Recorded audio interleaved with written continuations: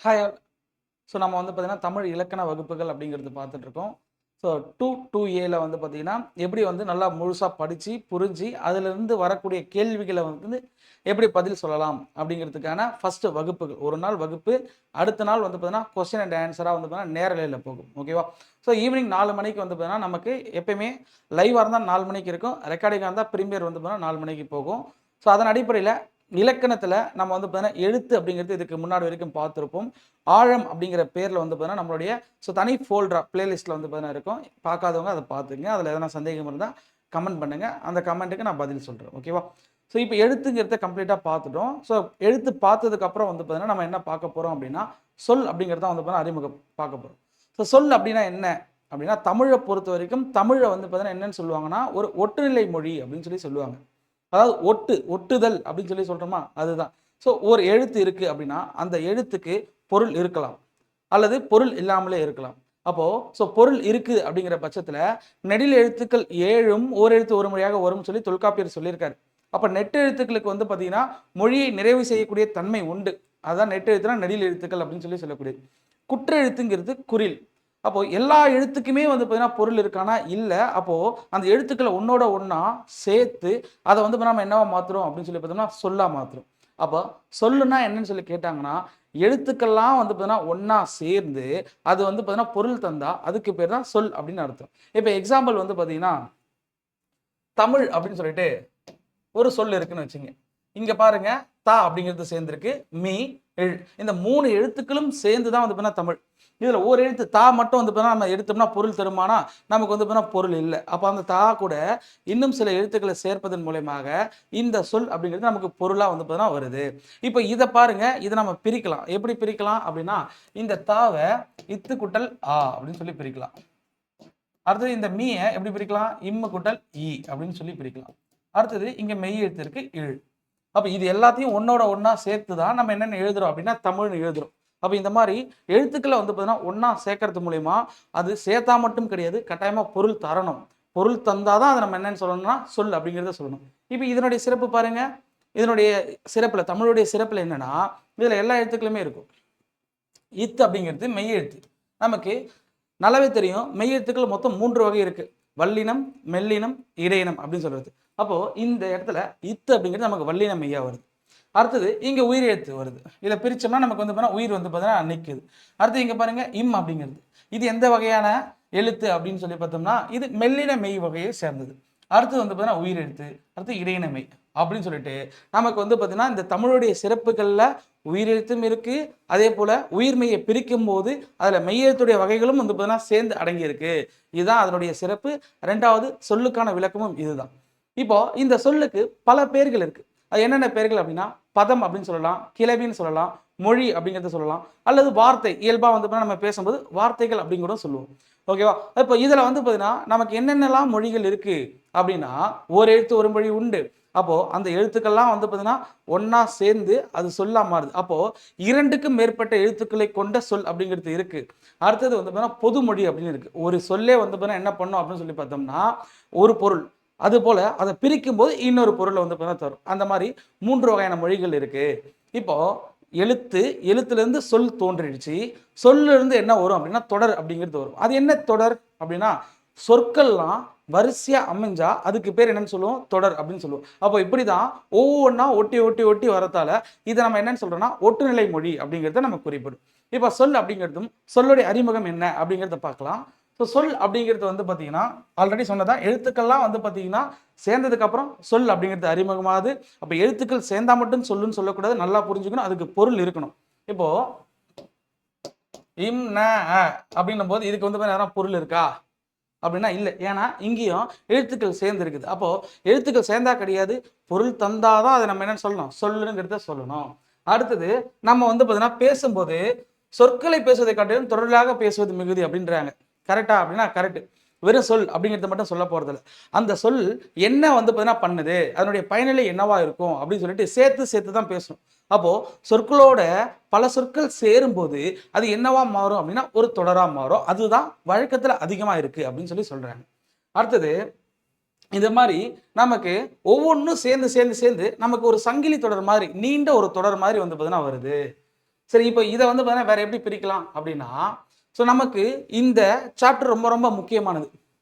சொல் அப்படின்னு சொல்லிட்டாலே பொருள் இருக்குன்னு சொன்னோமா, அப்போ அந்த சொற்களை நம்மளால பிரிக்கவும் முடியும். அதுபோல சில சொற்களை பிரிக்க முடியாமையும் போகும். பிரிச்சா அதுக்கு என்ன பேர் அப்படின்னு சொல்லி பார்த்தோம்னா, பகுபதம் அப்படின்னு அர்த்தம்.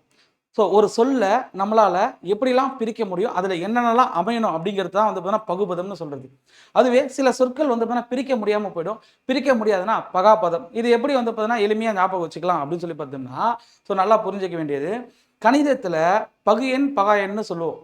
அப்போ பகு எண்ணா என்ன அப்படின்னா, பல எண்களால வகுக்க முடியும். அப்பதான் வந்து பகு எண் அப்படின்னு சொல்லி சொல்லுவோம். பகுக்க முடியும். பகுத்தல் என்றால், ஸோ ஒன்றுக்கு மேல வந்து பார்த்தீங்கன்னா பிரிக்க முடியும். அதுவே பகா அப்படின்னா பிரிக்க முடியாதுன்னு சொல்லுவாங்க. ஒன்னாலையும் தன்னாலையும் வகுபடைய எண்ணுக்கு பேர் தான் என்னன்னு சொல்லுவோம்னா பகா எண் அப்படிங்கிறத சொல்லுவாங்க. அதுபோல தான் ஸோ இந்த இடத்துலயும் பிரிக்க முடிய சொல்லுக்கு பேரு பகு. அதான் பிரித்தல் அப்படிங்கிற பொருள். பதம்னா சொல்லு. பகா என்றால் பிரிக்க முடியாது. இப்போ பிரிக்க முடியாத சொல்லுக்கு பேரு பகாபதம். இப்போ பதம் அப்படிங்கிறது சொல்ல தான் வந்து பார்த்தீங்கன்னா குறிப்பிடுது. அதுக்கு இன்னொரு பேர் நம்ம மொழி கூட சொல்லலாம். இந்த இடத்துல பதம் அப்படிங்கிறது தான் நம்ம வந்து பார்த்தீங்கன்னா குறிப்பிடும். இப்போ இந்த பகுப்பது ரொம்ப முக்கியமா எக்ஸாம் பாயிண்ட் ஆஃப் வியூல நமக்கு சிலபஸ்ல நேரடியா இல்லை அப்படின்னா, மொழியை புரிஞ்சுக்கணும்னா அந்த சொல் எப்படி என்னென்னலாம் அமையணும் அப்படிங்கிறது தெரியணும். இப்போ பகுப்பதம்னு சொல்லிட்டோம். இந்த பகுப்பதம்னா எடுத்ததுமே அதனுடைய உறுப்புகள் போயிடக்கூடாது. அது எந்தெந்த இடத்துலலாம் வரணும் அப்படிங்கிறது தெரியணும். நல்லா பாருங்க. பகுப்பதத்தை வந்து பார்த்தீங்கன்னா நம்ம 2ஆ பிரிக்கலாம். ஒண்ணு பெயர் பகுப்பதம் அப்படின்னு சொல்லிட்டு, 2வது வினை பகுப்பதம் அப்படிங்கிறத சொல்லலாம். சொல்லிலே பெயர் சொற்களையும் பிரிக்க முடியும். அந்த பெயர் சொற்களை பிரிக்க முடிஞ்சா அதுக்கு பேர் பெயர் பகுப்பதம் அப்படின்னு அர்த்தம். அதுபோல வினை சொற்கள் இருக்கு. அந்த சொல்ல வந்து பார்த்தீங்கன்னா வினை அப்படின்னா நமக்கு செயல் அப்படிங்கிறது அர்த்தம். அப்போ அந்த வினை சொல்ல பிரிக்க முடிஞ்சா அதுக்கு பேர் வினை பகுப்பதம் அப்படின்னு அர்த்தம். இயல்பா சொற்கள் வந்து பார்த்தீங்கன்னா நமக்கு இலக்கண வகை, இலக்கிய வகை அப்படின்னு சொல்லிட்டு 2ஆ பிரிக்கலாம். அதில் இலக்கண வகையில் வரக்கூடிய சொற்களை வந்து பார்த்தீங்கன்னா பெயர்ச்சொல், வினைச்சொல், இடைச்சொல், உரிச்சொல் அப்படின்னு சொல்லிட்டு 4 வகையா பிரிக்கலாம். இதுல இந்த பெயர், வினை அப்படிங்கிறதுல பிரிக்க முடிஞ்சது தான் நம்ம வந்து பார்த்தீங்கன்னா இங்க அந்த மாதிரி பகுப்பதம் அப்படின்னு சொல்றோம். அதாவது பெயர் பகுப்பதம், வினை பகுப்பதம் அப்படின்னு சொல்றோம். இது இடைச்சொல், உரிச்சொல் வந்து நமக்கு என்னவா அமையும்னா பகாபதமா அமையும். அதாவது பிரிக்க முடியாததா வரும்.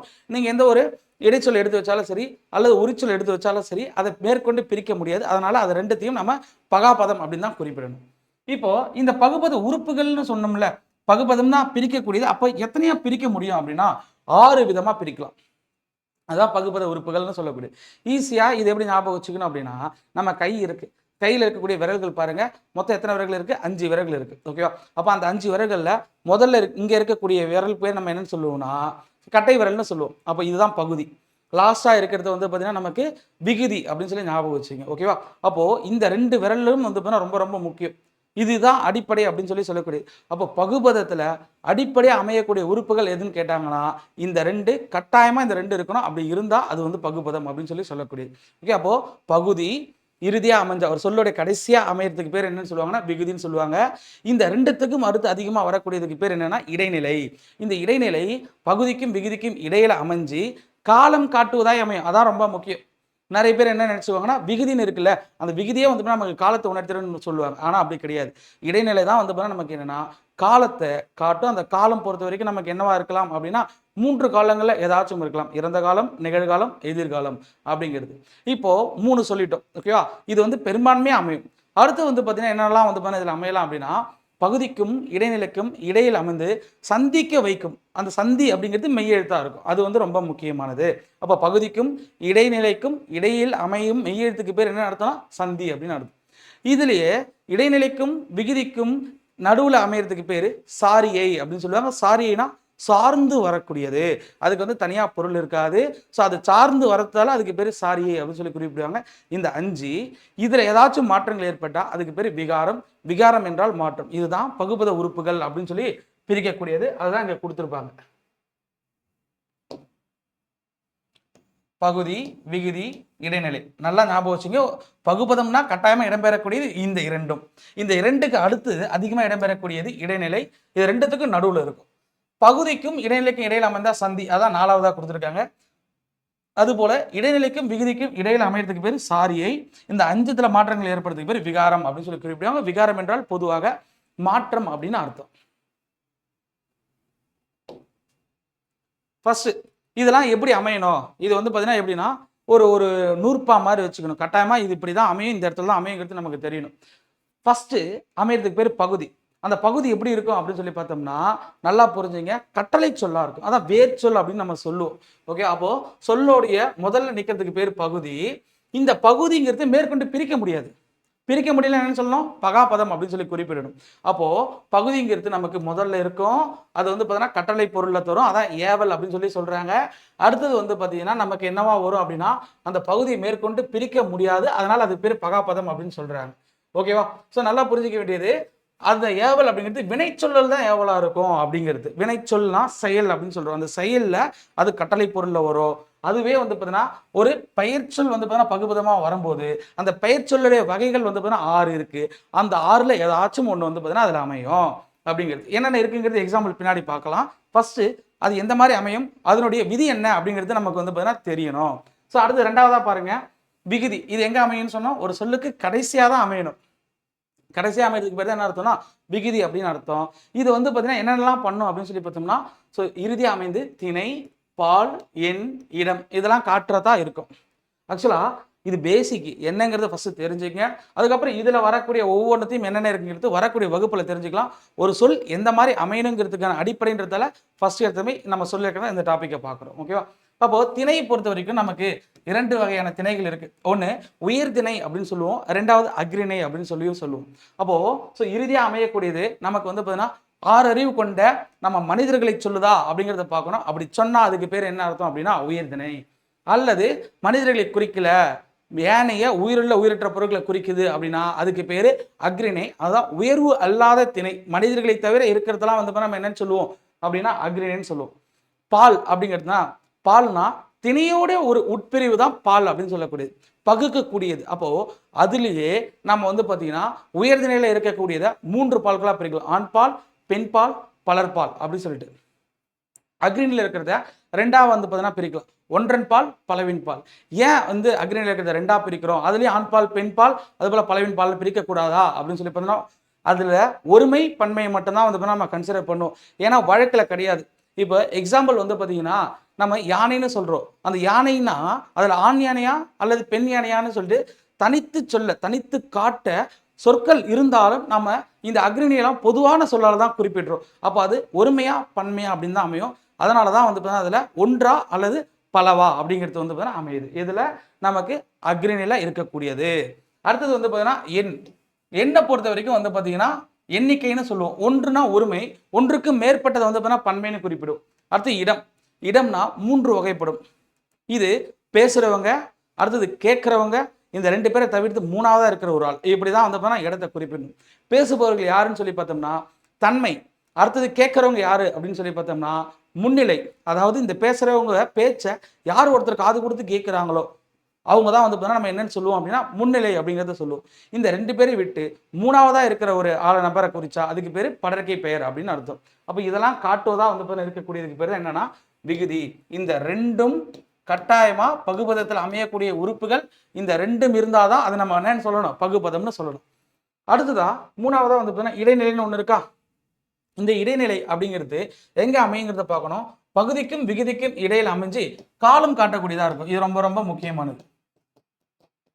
நாம இந்த இடத்துல நோட் பண்ண வேண்டியது இதுதான். விகுதி வந்து பார்த்தீங்கன்னா காலம் காட்டுமானா விகுதி காலம் காட்டாது. அந்த சொல்லோடைய இடைநிலையில் வரக்கூடியதான் வந்து பார்த்தீங்கன்னா என்ன பண்ணும், காலத்தை வந்து பார்த்தீங்கன்னா காட்டக்கூடியதா அமையும். அடுத்தது சந்திக்க வைக்கக்கூடிய எழுத்து என்னன்னா மெய் எழுத்து. ஸோ பகுதியும் இடைநிலையிலும் இடையில அமைந்து 2த்தையும் இணைக்கக்கூடிய எழுத்துக்கு பேர் சந்தி. அதான் பகுதியும் பிற உறுப்புகளையும் இணைக்கும். பெரும்பாலும் அது அமையக்கூடிய இடம் எதுவாக இருக்கும் அப்படின்னு சொல்லி பார்த்தோம்னா பகுதிக்கும் இடைநிலைக்கும் இடையில வரக்கூடியது. அடுத்து சாரியைனா சார்ந்து வரும்னு சொன்னோம். ஸோ அந்த சார்ந்து வரக்கூடியது வந்து பார்த்தீங்கன்னா எங்கே வரணும் அப்படின்னா இடைநிலைக்கும் விகுதிக்கும் இடையில தான் வரும். ஸோ இந்த 3த்தையும் சார்ந்து வரும். பகுதி விகுதி இடைநிலையை சார்ந்து வரதால் அதுக்கு பேர் என்ன அர்த்தம், சாரியை அப்படிங்கிறது பெயர். அண்ட் லாஸ்டா இது வந்து பார்த்தீங்கன்னா விகாரம்ங்கிறது தனியாக நம்ம குறிப்பிடக்கூடியது. அப்போ நீங்கள் ஞாபகம் வச்சுருந்தது இந்த கைவிரல் தான் ஞாபகம் வச்சுக்கணும். பகுதி விகுதி இடையில அமைறதுக்கு பேர் இடைநிலை, பகுதிக்கும் இடைநிலைக்கும் இடையில அமைறதுக்கு பேர் சந்தி. அடுத்தது இடைநிலைக்கும் விகுதிக்கும் இடையில அமைந்தா அதுக்கு பேர் சாரியை அப்படிங்கிறது. இதுல மாற்றம் ஏற்பட்டா அதுக்கு பேர் என்னன்னு சொல்லி குறிப்பிடணும், விகாரம் அப்படின்னு சொல்லி குறிப்பிடணும். ஓகேவா? இப்போ இது எக்ஸாம்பிள். இது பாருங்க. ஃபர்ஸ்ட் பகுதிங்கிறது எப்படிலாம் அமையும் அப்படிங்கிறத பார்க்க போறோம். ஓகே, ஸோ ஃபர்ஸ்ட் வந்து பார்த்தீங்கன்னா இங்க ஊரன் அப்படிங்கிற சொல்லுல இந்த சொல்ல பிரிச்சோம்னா ஃபர்ஸ்ட் நமக்கு என்ன வரும்? ஊர் அப்படிங்கிறது தான் வரும். இதான் வந்து பார்த்தீங்கன்னா பகுதி. நடிகன்ல நடி அப்படிங்கிறது எல்லாமே என்னவான்னு சொன்னோம்? நம்ம வேர்ச்சொல் அப்படின்னு சொல்லுவோம். இதுல வரக்கூடிய பகுதி தான். ஏன்னா மேற்கொண்டு அதை பிரிக்க முடியாது அப்படிங்கிறது. இதுல இருந்து நீங்க பிரிச்சு பாருங்களா? இதை பிரிக்க முடியுமான? ஊர்னா தனித்தனி எழுத்துக்களை தான் பிரிக்க முடியும். பொருள் அடிப்படையில் பிரிக்க முடியாது. அடுத்தது பார்த்தான் அப்படிங்கிறதுல பார் அப்படிங்கிறது என்னவா அமையுது அப்படின்னு சொல்லி பார்த்தோம்னா பகுதி அமையுது. வரைந்தான் வரை, மடித்தார் மடி, மகிழ்ந்தால் மகிழ். இதோட நிறுத்திக்கணும். ஏன்னா இதுதான் வந்து நமக்கு பொருள் தரக்கூடியதா இருக்கு. மேற்கொண்டு என்ன பண்ண முடியாது? பிரிக்க வந்து பார்த்தீங்கன்னா முடியாதது. அடுத்தது இது எல்லாமே அறுவகை பெயர் சொற்கள்ல ஒன்று. பொருட்பெயர் பொன்னன் அப்படின்னு சொல்றாங்க. இதுல பொன் அப்படிங்கிறது தான் பகுதி. அப்போ பொன் அப்படின்னா நமக்கு எதை குறிக்குது? பொருளை குறிக்குது, தங்கத்தை குறிக்குது. அதுதான் வந்து பார்த்தீங்கன்னா அங்க பொருளை குறிக்கக்கூடிய பகுதி. அடுத்து இடப்பெயர் வெற்பன் அப்படிங்கிறதுல வெற்பு கூட்டல் அன் அப்படின்னு தான் பிரிக்கணும். வெற்புங்கிறது எதை குறிக்குது அப்படின்னு சொல்லி பார்த்தீங்கன்னா நமக்கு மலையை குறிக்கக்கூடியது. மலைங்கிறது ஒரு இடம். அதனால வந்து பார்த்தீங்கன்னா இடப்பெயர் பகுதி அப்படிங்கிறது அதை குறிப்பிடணும். காலப்பெயர்ல ஆதிரியன் அப்படின்னும் போது ஆதிரை என்னும் காலத்தை சேர்ந்தவனை நம்ம ஆதிரியன்னு சொல்றோம். அப்ப ஆதிரைங்கிறது நட்சத்திரம். இந்த காலங்களை பொறுத்த வரைக்கும் நமக்கு நட்சத்திர பெயர்கள் வந்தாலும் நாம் என்னதான் சொல்லணும் அப்படின்னா காலப்பெயர் அப்படிங்கிறதா சொல்லணும். ஆண்டு பெயர், மாதங்கள், நாட்கள், அடுத்தது வந்து நிமிடங்கள், மணி, இதெல்லாம் குறிப்பிடத்தெல்லாம் காலம்னு சொல்லி பொதுவாக குறிப்பிடுவோம். சினைனா உறுப்பு. அப்போ கண்ணன் இதை எப்படி பிரிக்கணும்னா கண் குட்டல் அன் அப்படிங்கிறது பிரிக்கிறோம். இதுல கண் அப்படிங்கிறது நமக்கு என்னவா வரும் அப்படின்னா பகுதி. நீங்க வந்து பாத்தீங்கன்னா இந்த இடத்துல இறுதியா இருக்கக்கூடிய விகுதியை பார்க்காதீங்க, எல்லாத்துலயுமே பகுதியை மட்டும் பாருங்க. அந்த பகுதி எதை குறிக்குதுன்னு பாருங்க. பெயரை காட்டுதா அல்லது வந்து பாத்தீங்கன்னா வினையை காட்டுதான்னு பாருங்க. வினைனா என்னன்னு சொன்னோம்? கட்டளை பொருள் வந்துடும். பெயர்னா அறுவகை பெயர் சொல்ல ஏதேனும் ஒன்றை வந்து பாத்தீங்கன்னா கொண்டு வரும். அடுத்தது கரியன்ல கருமைங்கிறது வந்து பாத்தீங்கன்னா நமக்கு நிறத்தை குறிக்கக்கூடியது. சொல்லன்ல சொல் அப்படிங்கிறது வந்து பாத்தீங்கன்னா நமக்கு பகுதியாக அமையக்கூடியது. இதுதான் வந்து பாத்தீங்கன்னா பகுதி. இப்ப விகுதி. விகுதிகளுக்கு வந்து பாத்தீங்கன்னா நிறைய இறுதி அமையக்கூடியதுல நிறைய உறுப்புகள் வந்து பாத்தீங்கன்னா விகுதியா வரும். அதை வச்சு சொல்லணும். இதுவுமே எக்ஸாம் பாயிண்ட் ஆஃப் முக்கியமானது, தெரிஞ்சுக்கணும். எதை காட்டுது, எது இதெல்லாம் வந்து பாத்தீங்கன்னா விகுதியா அமையும் அப்படிங்கிறது. இது எல்லாமே விகுதியா அமையக்கூடியது. விகுதினா கடைசியா அமையக்கூடியதா இருக்கும்.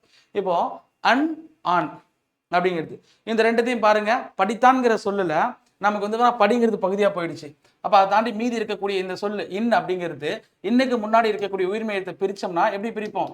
இத்து குட்டல் ஆ அப்படின்னு பிரிக்கிறோமா? அப்போ இந்த இன்னோட சேர்ந்து ஆண் அப்படின்னு சொல்லி வருது.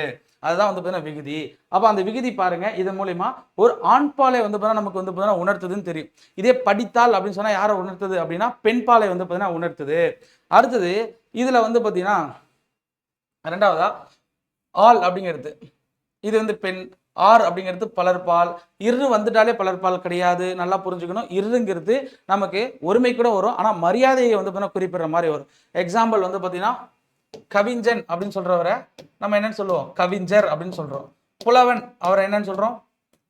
புலவர் அப்படின்னு சொல்றோம். அறிஞனை அறிஞர் அப்படின்னு சொல்லி குறிப்பிடுறோம். ஓகேவா? இந்த மாதிரி வந்து பாத்தீங்கன்னா ஒருமையில வரும்போது நம்ம என்னன்னு சொல்லுவோம்னா இன்னுக்கு பதில் இர்ராவும் நம்ம குறிப்பிடுவோம். ஒருமையிலும் உண்டு, ஆனா மரியாதை கருதி அந்த இடத்துல நம்ம வந்து அதை பன்மையா வந்து குறிப்பிட்டுருவோம்.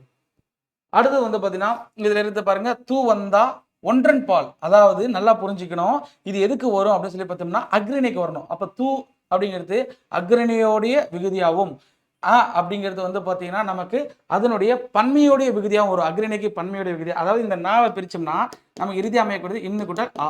அதுதான் இங்க ஆ அப்படின்னு சொல்லி குறிப்பிடுறாங்க. அடுத்தது சிரிக்கிறேன் அப்படிங்கிறதுல ஏன் அப்படிங்கிறது எதை குறிக்குதுன்னு பாருங்க. இதை வந்து பார்த்தீங்கன்னா தன்மையில் இருக்கக்கூடிய ஒருமை வினைமுற்று விகுதியை வந்து பார்த்தீங்கன்னா குறிப்பிடுது. ஸோ அடுத்தது ஓம் அப்படிங்கிறது.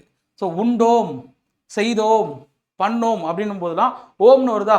ஸோ அதை வந்து பார்த்தீங்கன்னா நம்ம ஓம்னு சொல்லலாம். ஆம், எம், ஏம் இது எல்லாமே வந்து பார்த்தீங்கன்னா நமக்கு ஸோ தன்மையுடைய பன்மை வினைமுற்று விகுதிகளை குறிக்கக்கூடியதாக இருக்கு.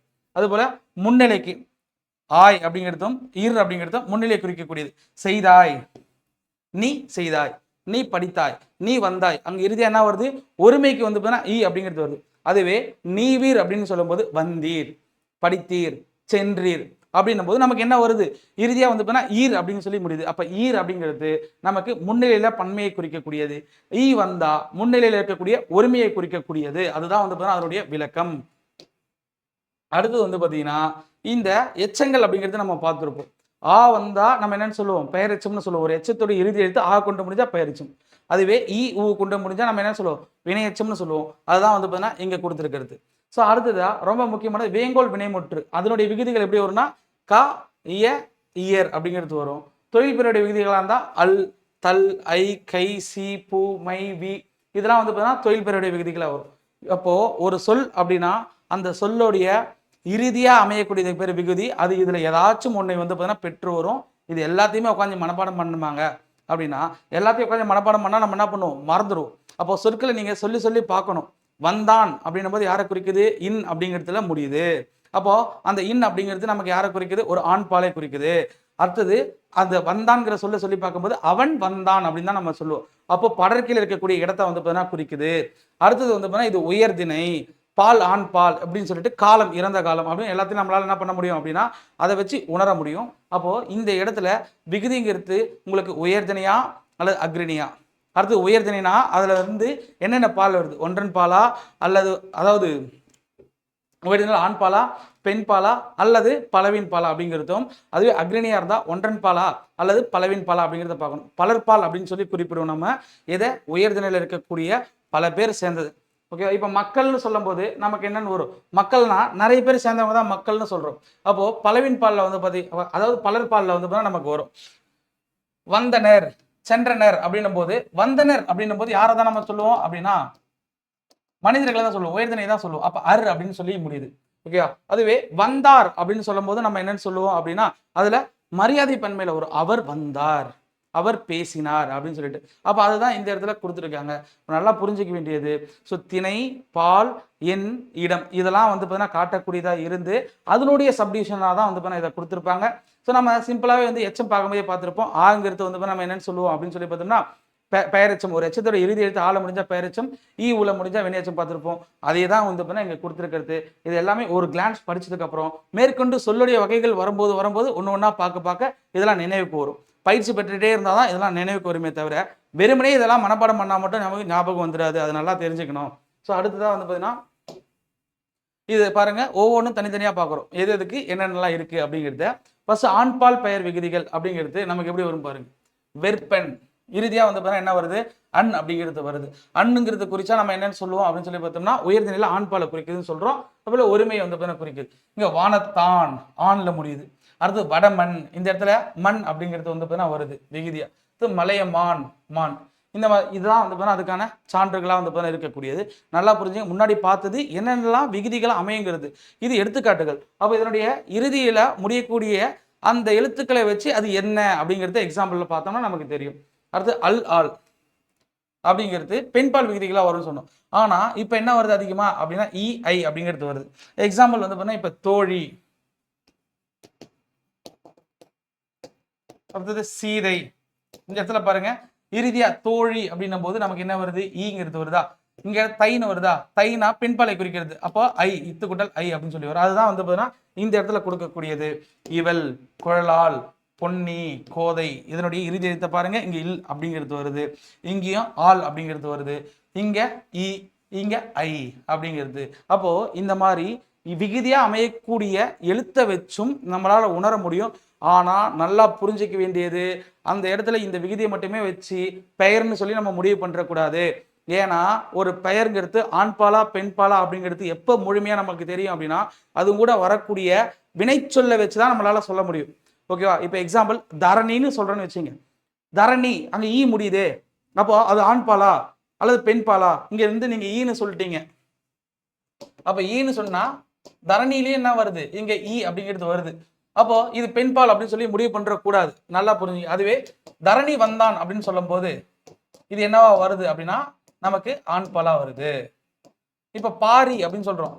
பாரிங்கிறது பெரும்பாலும் நம்ம ஆணுக்கு சொல்றோமே அப்படின்னாலும் ஸோ நம்ம வந்து பார்த்தீங்கன்னா இதில் சில மாற்றங்களும் உண்டு. இது வந்து பார்த்தீங்கன்னா முடியக்கூடிய வினைச்சொல்லை வச்சு ஆண்பாலா பெண்பாலாங்கிறது கட்டாயமாக நமக்கு சொல்லும். அந்த வினைச்சொல்லுடைய உறுப்புகளை தான் நீங்கள் போய் பார்க்கணும். வெறும் பெயருடைய உறுப்புகள் வச்சு மட்டுமே முடிவு பண்ணுறக்கூடாது. இந்த இடத்துல பாரி வந்தான்னு சொல்லும் போது இது என்னவா மாறுது, நமக்கு ஆண் சொல்லி மாறுதா. அப்போ நமக்கு இது ஆணை குறிப்பிடுது அப்படின்னு சொல்லலாம். அதுவே ராதான்னு சொல்றோம். இந்த இடத்துல ஆண் வருது, அப்போ அதை வந்து நம்ம என்னன்னு சொல்றது, அப்படின்னா ராதா வந்தாள் அப்படின்னு சொல்லும்போது இதுல வரக்கூடிய வினையை போய் பார்க்கணும். அப்போ நமக்கு என்ன வருது? இல் அப்படிங்கிறது வருது, அல்லது ஆள் அப்படிங்கிறது வருது.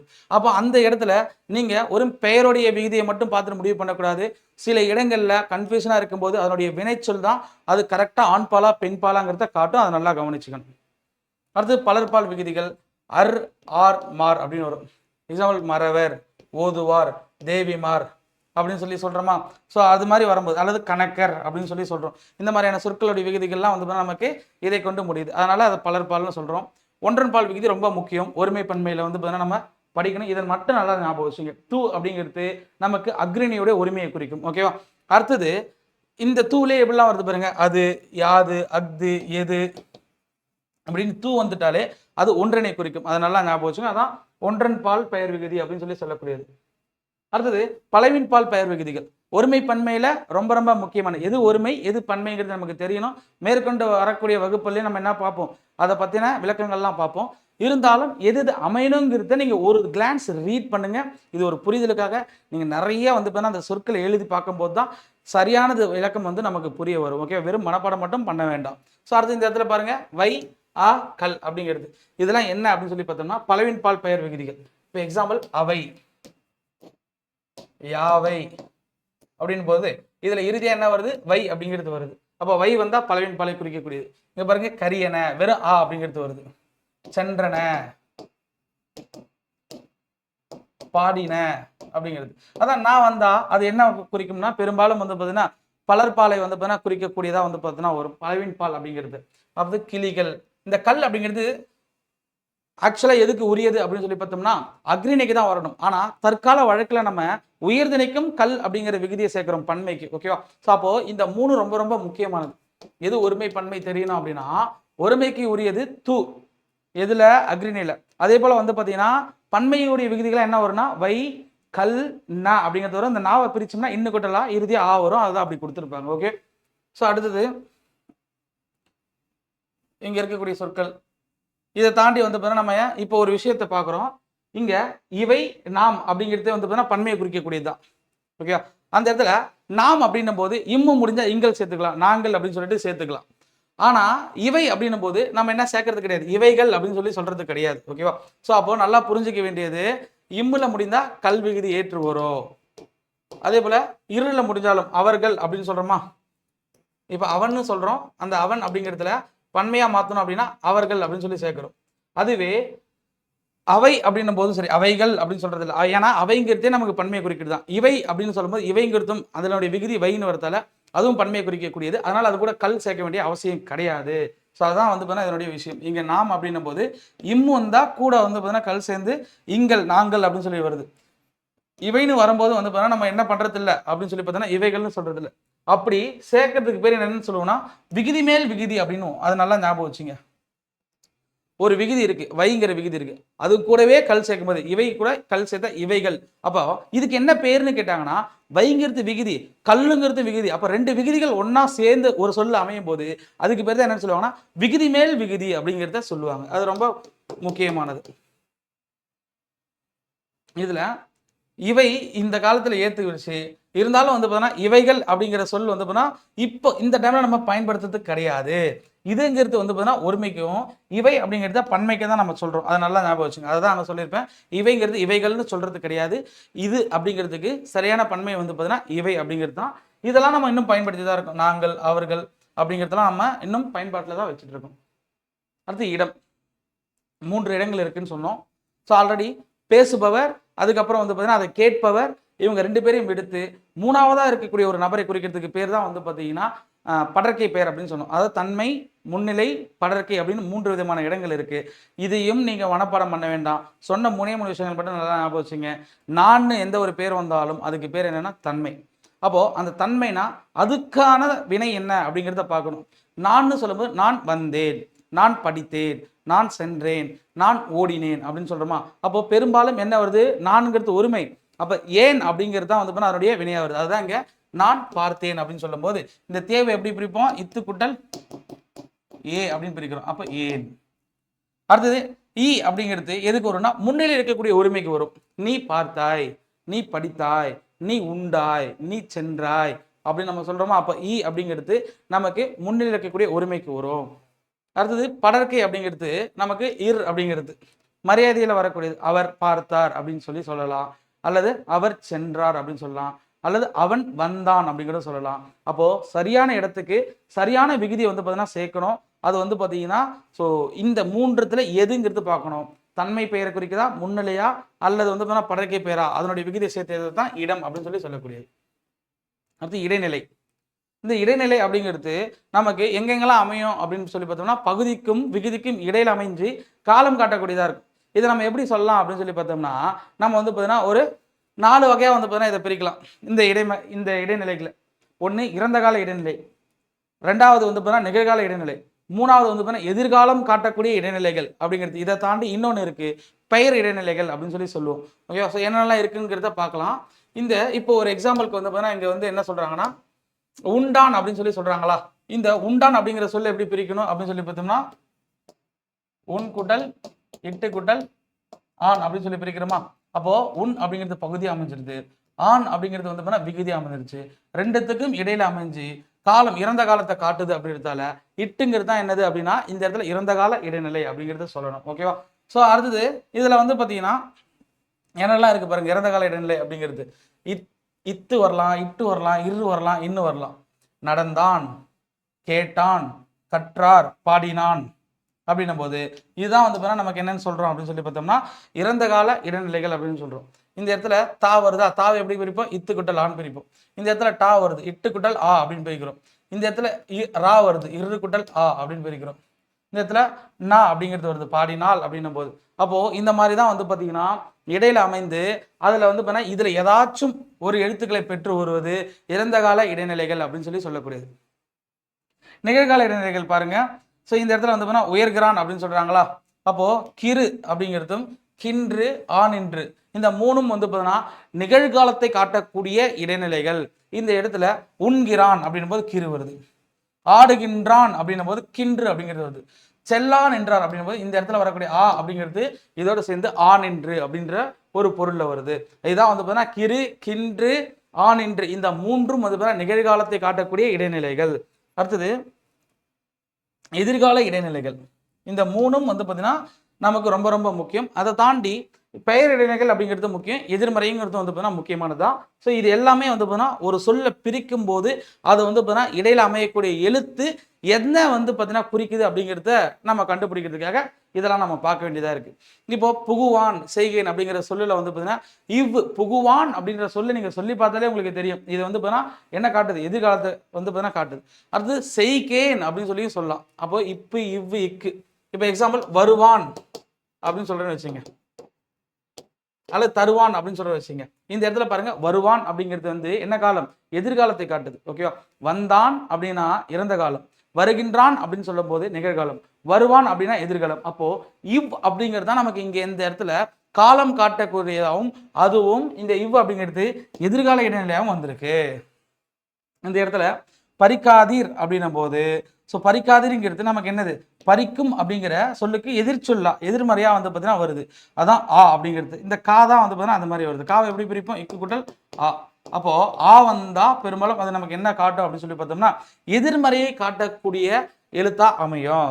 அடுத்தது மகிழ்ச்சி அறிஞன். இந்த இடத்துல பாருங்க இச் அப்படிங்கிறதும் சரி இஞ்சு அப்படிங்கிறதும் சரி நமக்கு பெயரை காட்டக்கூடிய இடைநிலைகளா இருக்கு. இந்த இடத்துல காலம் நமக்கு தெரியல, பெயர் சொல்லுன்றதெல்லாம் நமக்கு என்ன வரல, காலம் வரல. மகிழ்ச்சிங்கிறது நமக்கு தொழில் பேரு, அறிஞன் அப்படிங்கிறது வந்து பார்த்தீங்கன்னா நமக்கு அறிந்தவன அறிஞன் அப்படின்னு சொல்றோம். அப்போ இந்த ரெண்டுத்துலையும் வந்து பார்த்தீங்கன்னா நமக்கு பெயர்ன்றதால எந்த ஒரு பெயர் சொல்லுமே நமக்கு காலம் காட்டாது, வினைச்சொல் தான் நமக்கு என்ன பண்ணும், காலம் காட்டும். அதே போல பெயர் சொற்கள்லாம் வேற்றுமை உறுப்பு ஏற்கும், எந்த ஒரு வினைச்சொல்லும் என்ன பண்ணாது, வேற்றுமை உறுப்பு ஏற்காது. இது நல்லா ஞாபகம் வச்சுக்கணும். அப்போ இது பெயர் சொல்லுன்றதால அதனுடைய பெயரை நம்ம என்ன சொல்றோம் அப்படின்னு சொல்லி பார்த்தோம்னா பெயர் இடைநிலைகள் அப்படின்னு சொல்லி குறிப்பிடுறோம். அப்போ இதெல்லாம் வந்து நமக்கு என்னவா வரலாம்னா பெயர் இடைநிலைகளா வரும்.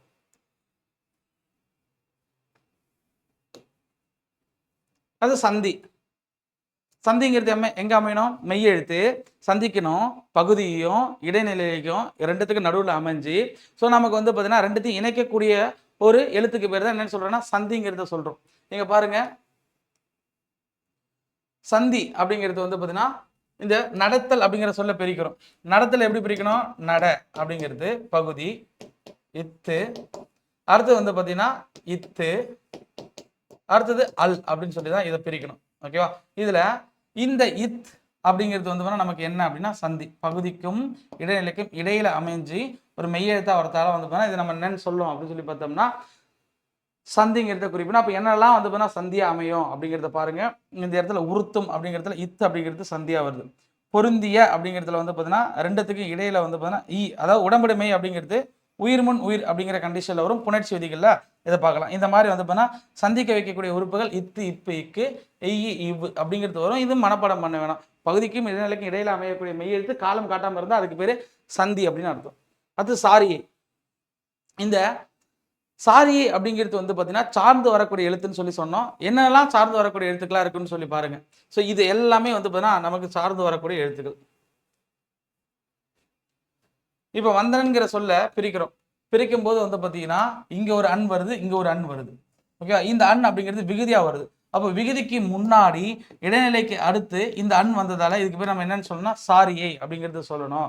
ஸோ இந்த உறுப்புகள் எல்லாத்தையுமே அன், ஆன், இன், அல், அற்று, இற்று, அத்து எல்லாமே என்ன வருது அப்படின்னு சொல்லி பார்த்தோம்னா நமக்கு சாரியை தான் வந்து பார்த்தீங்கன்னா வரும். அடுத்து விகாரம். விகாரம்னா என்ன அர்த்தம்? மாற்றம் அப்படின்னு சொல்லி சொன்னோம். ஸோ ஒரு எழுத்து இன்னொரு எழுத்தா மாறினா அதுக்கு பேர் தான் வந்து பார்த்தீங்கன்னா விகாரம். இந்த இடத்துல கண்டான் அப்படிங்கிற சொல்லி எப்படி பிரிக்கணும்னா கான் அப்படின்னு சொல்லி பிரிக்கணும். அப்போ இந்த கான் அப்படிங்கிறது தான் பகுதியா இருந்து அதுதான் கண் அப்படின்னு சொல்லி மாறுது. அப்போ கான் கண்ணா மாறினதால இந்த கண்ணு தான் என்ன அர்த்தம் அப்படின்னு சொல்லி பார்த்தோம்னா விகாரம் அப்படின்னு அர்த்தம். அடுத்தது நடந்தான்ங்கிற சொல்லல இந்த மெய்யை பாருங்க, இந்த அப்படிங்கிற மெய்யத்தை பாருங்க. ஸோ இந்த இந்து வந்து என்னவா மாறுது? இத்தா மாறுது. அப்போ இந்த இடத்துல இத் அப்படிங்கிறது தான் வந்து பார்த்தீங்கன்னா நமக்கு என்ன அப்படின்னா ஸோ விகாரமா வரும். இத்துங்கிறது இந்தா மாறதுக்கு பேர் விகாரம் அப்படின்னு சொல்லி சொல்லணும். பகாபதம் அப்படின்னு சொல்லிட்டு ஆல்ரெடி ஒன்று பார்த்துருப்போம். இதான் அதனுடைய உறுப்புகள். ஸோ பார்க்க வந்து பார்த்தீங்கன்னா ஒன்றுமே தெரியாத மாதிரி எதுவுமே கண்ணை கட்டி விட்ட மாதிரி இருக்குன்னு சொல்லி நினைக்காதீங்க. எது எது எங்கெங்கே இருக்குங்கிறத தெரிஞ்சுங்க. எது எந்த இடத்துல அமையணும் அப்படிங்கிற கண்டிஷன் முக்கியம். அப்போது பிரிக்கக்கூடிய சொல்லா இருந்தால் 5 விதமான அமைப்பில் அமையணும். பகுதி, விகுதி, இடைநிலை. ஸோ அடுத்தது இது ரெண்டுத்துக்கும் நடுவில் சந்தி அமையும். அதாவது பகுதிக்கும் இடைநிலைக்கு இடையில. ஸோ அடுத்தது இடைநிலைக்கும் விகுதிக்கும் இடையில அமையறதுக்கு பேர் வந்து பார்த்தீங்கன்னா சாரியைன்னு சொல்லுவோம். மாற்றம் வந்தால் தான் அது வந்து பார்த்தீங்கன்னா என்ன சொல்லணும்? விகாரம்னு சொல்லணும். இந்த மாதிரியான கண்டிஷன் அமையும். ஒரு சொல் பிரிக்க முடிஞ்சால் எழுத்துக்கள்லாம் ஒன்றா சேர்ந்தா சொல் வரும் அப்படிங்கிறத பார்த்துருப்போம். ஓகே, இது போலயே பகாபதத்துடைய வகைகள் 4 வகைகள் இருக்குது. இது எல்லாமே பாருங்கள், பிரிக்க முடியுமான்னு பாருங்கள். பிரிக்க முடிஞ்சால் பொருள் தரணும். பகுதியாக பிரிக்கணும் அல்லது விகுதியும் இருக்கணும். ரெண்டும் கட்டாயமாக இருக்கணும். ரெண்டும் இதில் அமையுமானா அமையாது. அதான் வந்து பார்த்தீங்கன்னா பகாபதத்துடைய வகைகள். ஸோ ஃபர்ஸ்ட் பெயர் பகாபதம். இதெல்லாம் பெயரை குறிக்கக்கூடிய சொற்கள். நெருப்பு, காற்று, நிலம், நீர். இதை மேற்கொண்டு ரெண்டா நம்மளால பிரிக்க முடியுமா அப்படின்னா பிரிக்க முடியாது. பிரிக்க முடியாதால இது என்னன்னு சொல்றோம்? பெயரை குறித்ததால பெயர் பகாபதம் அப்படின்றத நம்ம குறிப்பிடுறோம். ஸோ அடுத்து வினை சொற்கள். உன், தின், நட, வா, செல், போ அப்படிங்கிற சொற்கள்லாம் வந்து சொல்லி பாருங்க. இதையும் நம்மளால பகுதி விகுதி ரெண்டா பிரிக்க முடியாது. பிரிக்க முடியாம வினை சொற்களா இருக்கிறதால வினை பகாபதம் அப்படின்னு அர்த்தம். அடுத்து வந்து பாத்தீங்கன்னா இடைச்சொற்கள். மண், கொல், போல், மற்ற இதுக்கு பொருள் இருக்கா? எந்த ஒரு பொருளும் கிடையாது. அப்ப என்ன பண்ணுது அப்படின்னு சொல்லி பார்த்தோம்னா நம்மளுடைய பெயரோடையும் அல்லது வினையோடையும் சேர்ந்து தான் வரும். தனியாக பிரித்து பார்க்கும்போது இதுக்கு பொருள் இல்லை. அதனால இதே நம்மளால என்ன பண்ண முடியாது? ரெண்டாக பிரிக்க முடியாது. அது போல் வந்து பார்த்தீங்கன்னா உரிச்சொற்கள். இந்த எந்த ஒரு உரிச்சொல்லும் வந்து பார்த்தீங்கன்னா நமக்கு என்ன பண்ணாது அப்படின்னா மேற்கொண்டு பிரிக்க முடியாது. எல்லாமே ஒரே பொருள் தான் தரும். உரிச்சொற்கள்னா செய்யுளுக்கே உரியது. ஓகேவா? ஸோ இது வரைக்கும் வந்து பார்த்தீங்கன்னா இந்த பகுபதம் சொல் இதனுடைய அமைப்பு எப்படி இருக்கும், ஒவ்வொன்றும் எந்தெந்த இடத்துல அமையும், அப்படி அமையக்கூடிய எழுத்துக்கள் என்ன அப்படிங்கிறத பார்த்துருப்போம். மேற்கொண்ட சந்தேகங்கள் இருந்தால் ஸோ நீங்கள் கமெண்டில் கேளுங்க. இப்போ இதுக்கப்புறம் சொல்லுலேயே வந்து வரக்கூடியதில் ஸோ எச்சம்னா என்ன, வினையாளி பெயர்னா என்ன, அதுக்கப்புறம் வந்து பார்த்தீங்கன்னா அது அதனுடைய இதில் வந்து என்னென்ன வகைகள் இருக்குது அப்படிங்கிறத பார்க்கலாம். ஓகேவா? ஸோ நன்றி, வணக்கங்கள். மீண்டும் அடுத்த வகுப்பில் சந்திக்கலாம்.